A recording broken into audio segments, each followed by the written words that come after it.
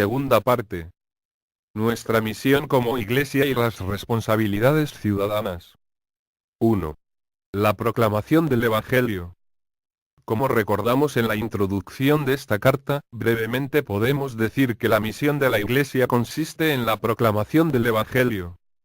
Esta sencilla frase necesita ser entendida en su sentido integral, para captar cuáles son las implicaciones que acarrea y los efectos concretos que produce. En primer lugar, es conveniente recordar cuál es el núcleo del Evangelio. San Juan lo presenta en forma clara y sencilla.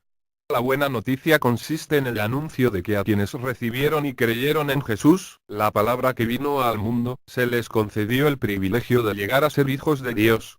Y son hijos de Dios, no por la naturaleza ni los deseos humanos, sino porque Dios los ha engendrado. Y el acto de proclamar, no consiste en un mero anuncio vago o en una predicación verbal, sino requiere que lo anunciado se haga realidad, se convierta en experiencia y en vida. La misión de la Iglesia es, por lo mismo, anunciar a cada ser humano que ha sido elegido para ser hijo de Dios y ofrecerle, a través de la vida eclesial y, específicamente, de los sacramentos, los medios para que esa elección se haga realidad, haciéndole crecer hasta alcanzar su plenitud.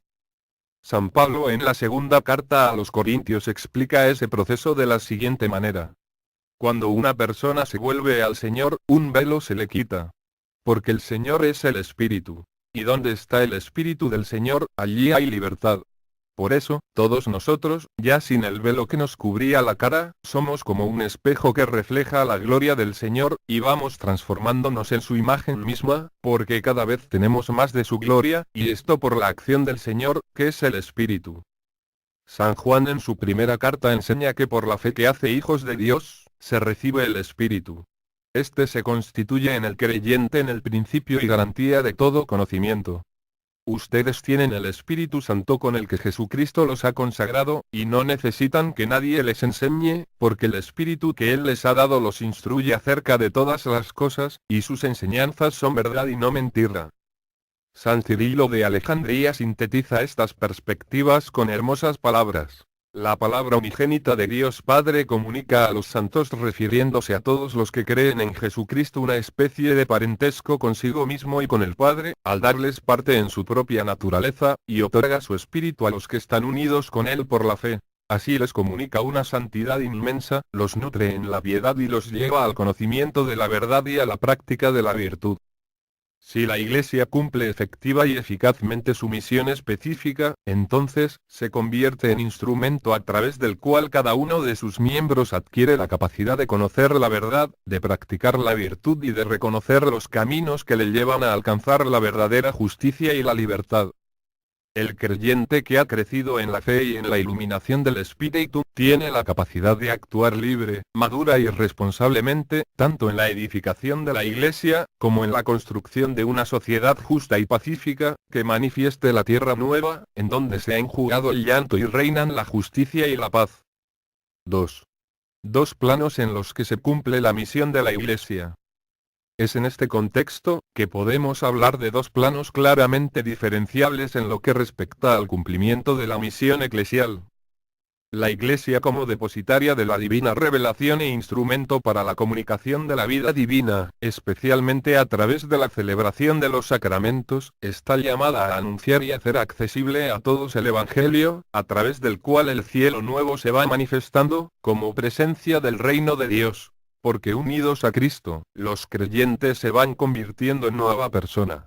Precisamente para garantizar que esta dimensión de la misión de la Iglesia sea cumplida de manera viva, fiel, accesible y operante a través del tiempo, el Señor instituye el ministerio ordenado.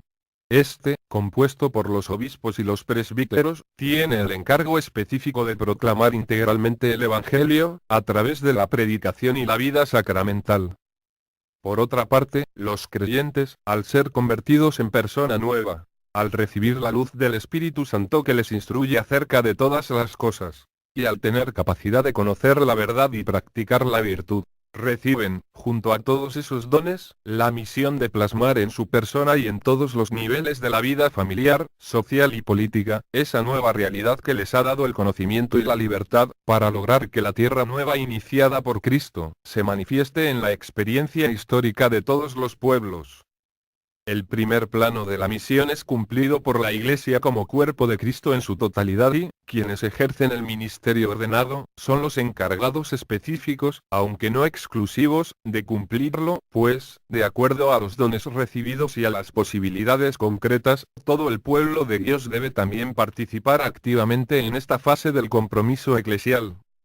El segundo plano de la misión corresponde ejercerlo a los creyentes a título personal, aunque como miembros del mismo cuerpo de Cristo.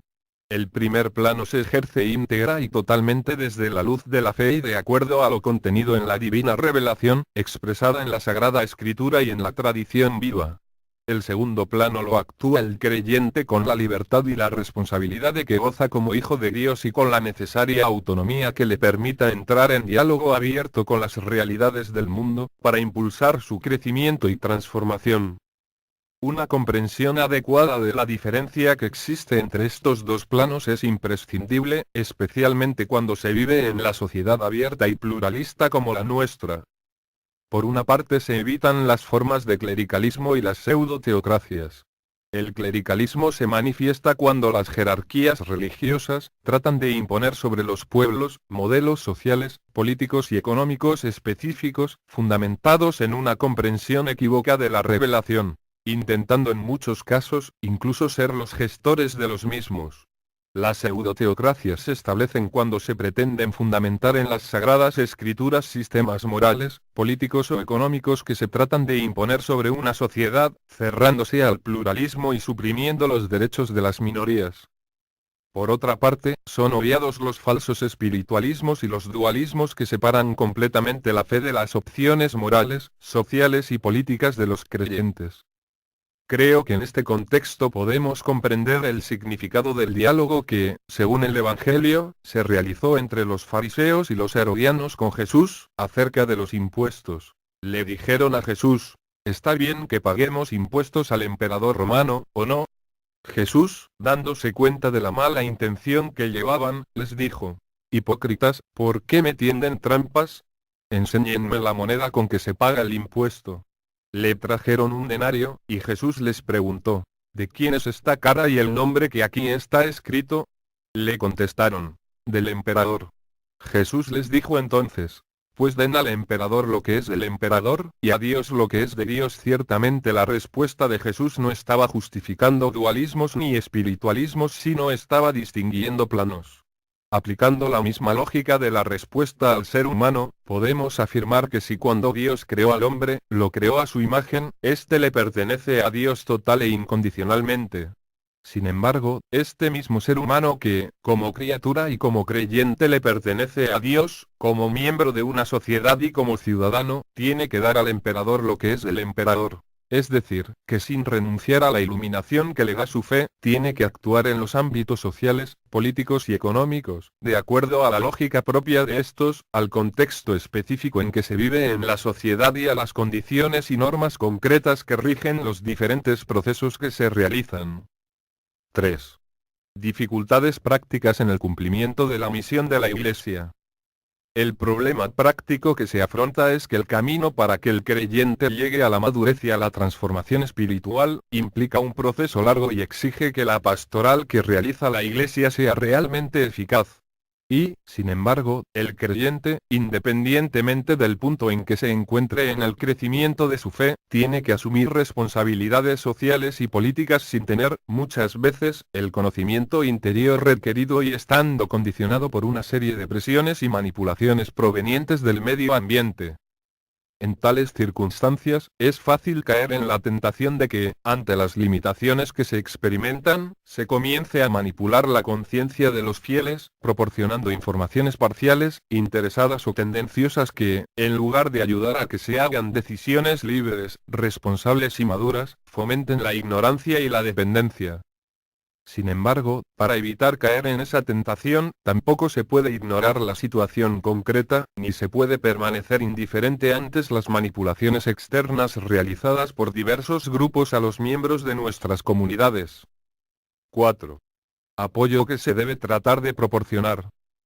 Cuando el crecimiento espiritual y la capacidad de discernimiento de los miembros de las comunidades no haya llegado a una maduración adecuada, puede convertirse en un deber para la Iglesia ayudar a que cada uno de sus miembros llegue a tomar conciencia de los derechos y responsabilidades que tiene como hijo de Dios, como miembro de la sociedad y como ciudadano.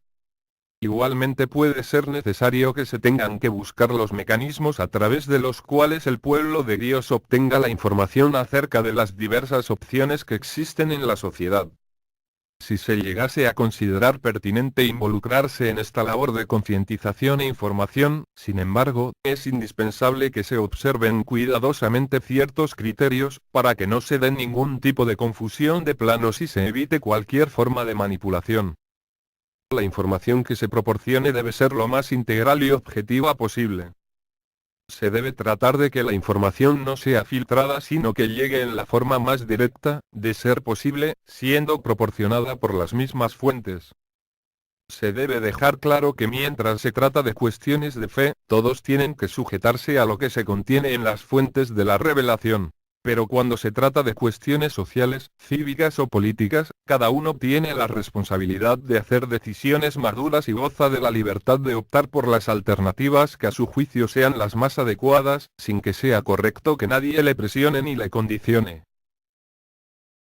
Esto ha sido la segunda parte. En el siguiente vídeo veremos la tercera parte. Saludos.